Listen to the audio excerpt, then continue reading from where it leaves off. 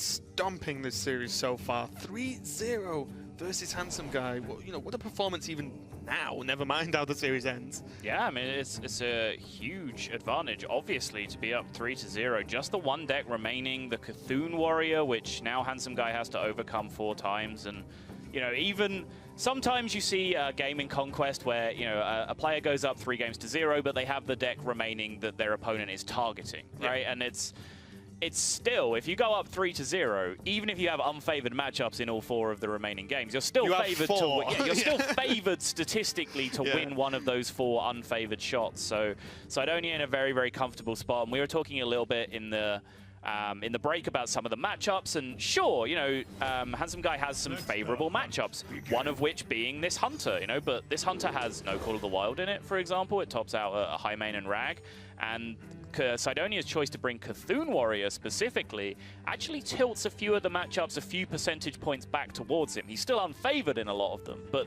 the Cthulhu Warrior can just fight a little bit better than a regular Control Warrior can. Yeah, exactly. With the Cthulhu Warrior, the more volume of minions early game and late game, even versus Hunter, is going to help battle with the board instead of saying, but like as a normal Control Warrior deck, saying, okay, I need Axe, you know, I need Ghoul to then remove it. He's actually got a lot more options, and you know, we do see the opening hand here. He does have Fire War Axe into Acolyte, has an emergency execute if required, but not looking too bad for Cydonia so far.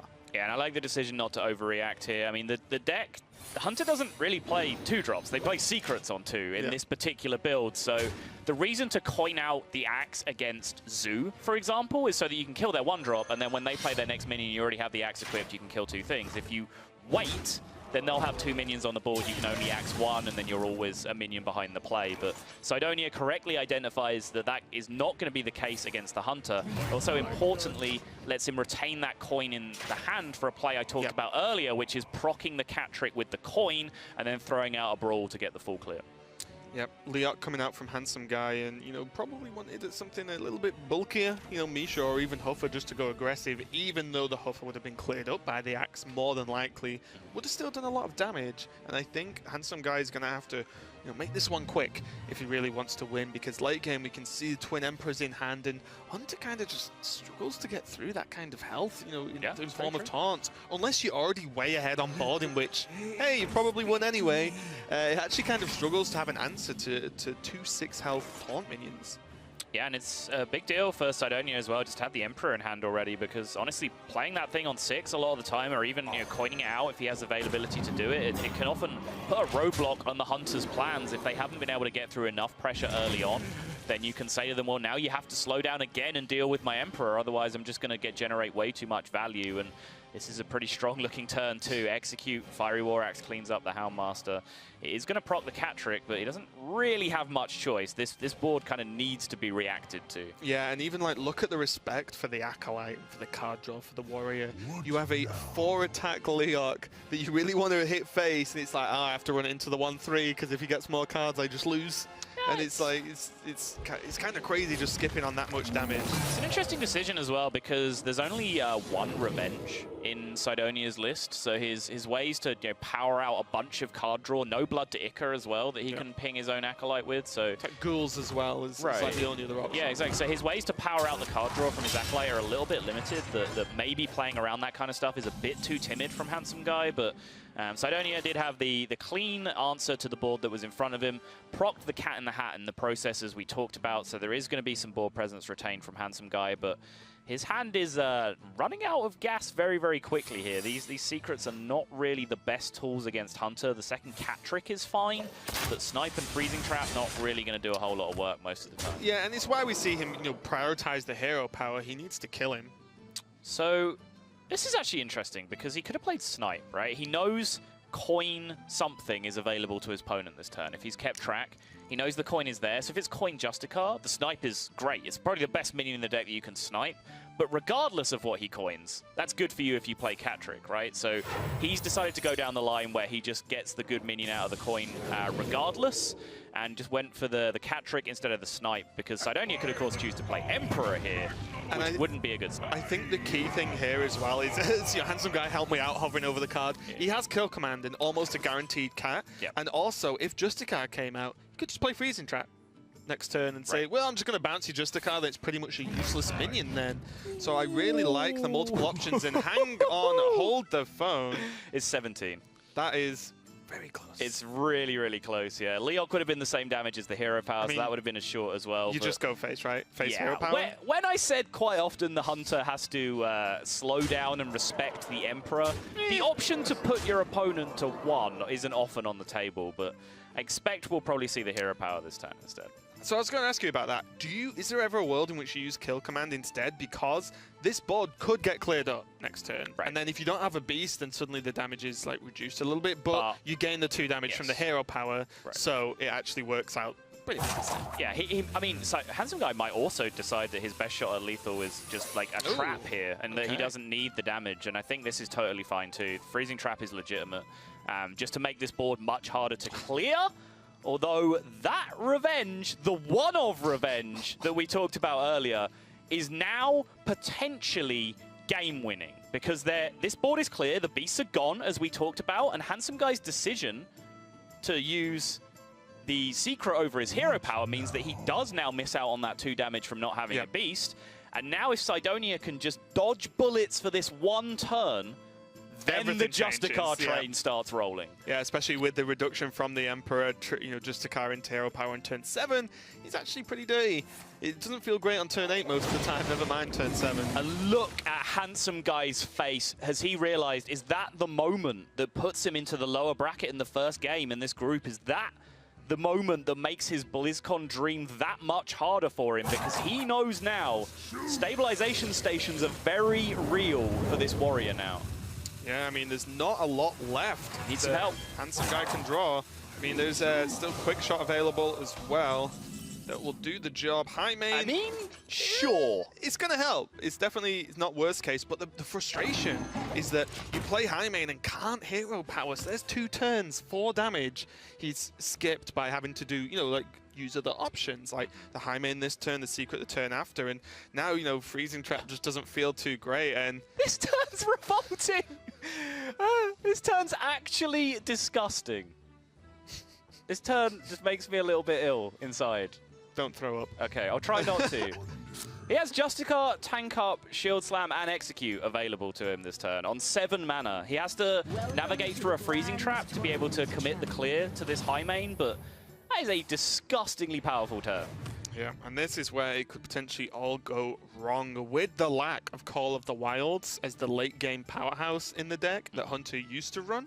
It's just going to be Ragnaros in these high mains, and the problem with the high main is that they're pretty slow in general, right? You pretty much give up a turn to play it a lot of the time, and if it gets dealt with like this with no gain, it's going to quickly run away with Cydonia here and just be able to stack up too much armor. And what's Handsomeguy even going to draw to come back into this? That's the problem. So he will retain a beast on the board, right? Because one of these minions gets frozen to make the trade. The other one trades off the hyena, and then he has no activator remaining for that execute that he has in hand. So he'll retain that 2 damage, and he'll retain the kill command activator. So he's actually looking at 9 damage right now, just in this situation. So there's still outs. Wait, what happened? Did he not attack with the Emperor? Did we miss? I'm confused. He didn't attack because the minion's not cleared. He didn't use Emperor to trade, and Handsomeguy's still on 30. I'm trying to do like deduction here to work out if we missed something. Yeah. I mean, can he really have wanted the other deduction that much? I mean, does he just say that the 2/2 dying doesn't actually change his outs on terms of things that beat him? It's a really hard play to puzzle around. Like looking at this hand, do you really value that second activation that highly? But he didn't even hit phase, right? It's true. Yeah, he could have, because there was no secret down. Right. The secret was just played. He propped the freezing trap with the ghouls, so gonna skip the damage there. So Cydonia maybe feeling the pressure as he knows this could be the game that actually puts him into the winners bracket of the group and makes his chances to go to the World Championship Finals much more likely. Very much so. So now the damage has been generated again by Handsomeguy on the board. Infested Wolf, another tricky minion to deal with, but Handsomeguy is playing this Infested Wolf with the full knowledge that there's a Ravaging Ghoul waiting in hand that can take care of it. So probably doesn't have too many delusions of grandeur in terms of this thing sticking around, but Cydonia is living on a knife edge right now. Basically, the only thing that's really gone wrong with his draw this game is he hasn't hit the Cthulhu minions. So, this is a pretty weak Veclaw. and it's a pretty useless Ancient Shield Bearer that he has sat in his hand right now. And the Snipe eating away some of that health on the Veclor could be relevant as well.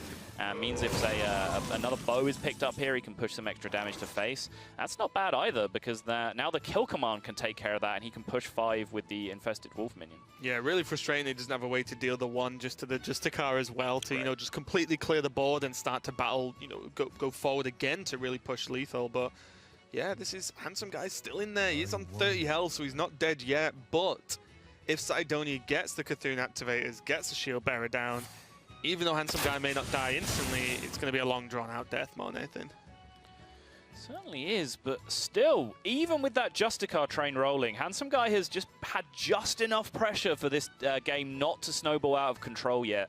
Cydonia still living on a knife edge right now, and Handsomeguy just working out how to ration through this situation. I think the kill command on the Veclor and pushing the minion damage is by far the superior play here.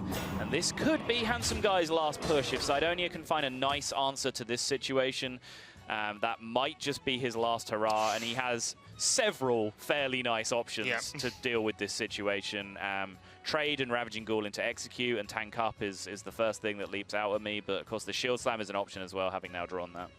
Yeah, and he still has that Brawl as a fail-safe. Not that Handsomeguy being on 1 card a turn now is going to really build up a board very quickly with the lack of Call the Wild, so does have Brawl as an option, but Cydonia just wants to see those Cthulhu buffs so he can play the Shield Bearer and just gain the, you know, what will begin to be an insurmountable amount of health for Handsomeguy to deal with. Yeah, I mean, any time that he doesn't have any pressure put on him, like this turn right here, he's still pulling himself out of range, right? This is just the power of tank up. It's so obnoxious in this kind of situation, just giving 4 health a turn to Cydonia.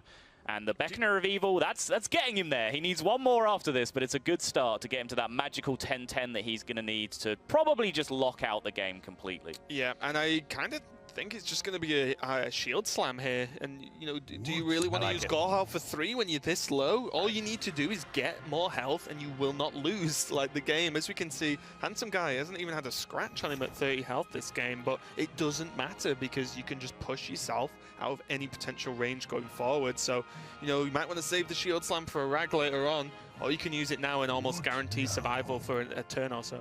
He is going to use the Gore House. This is interesting. There's literally like... Well, he can still equip it, right? He can still equip it, yeah, that's very true. But it'd be interesting to see if he does swing because, like you said... I would be terrified. There is still a Rag left in the deck, and you can have this mentality of, you know, what do I lose to? I lose to Rag, right? That's the 1 draw he can have.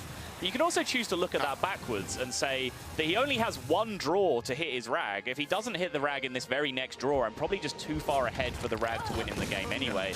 So this is the mentality that I do like here from Cydonia.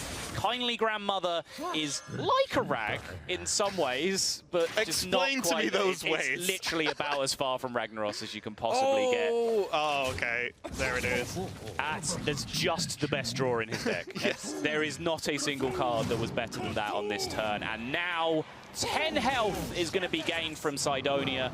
That is probably the game from Handsomeguy. Will we see the concession? Are we going to see a 4-0 from one of the underdogs of the tournament up against one of the favorites? Look at the burst! Quick shot and kill command. Too late.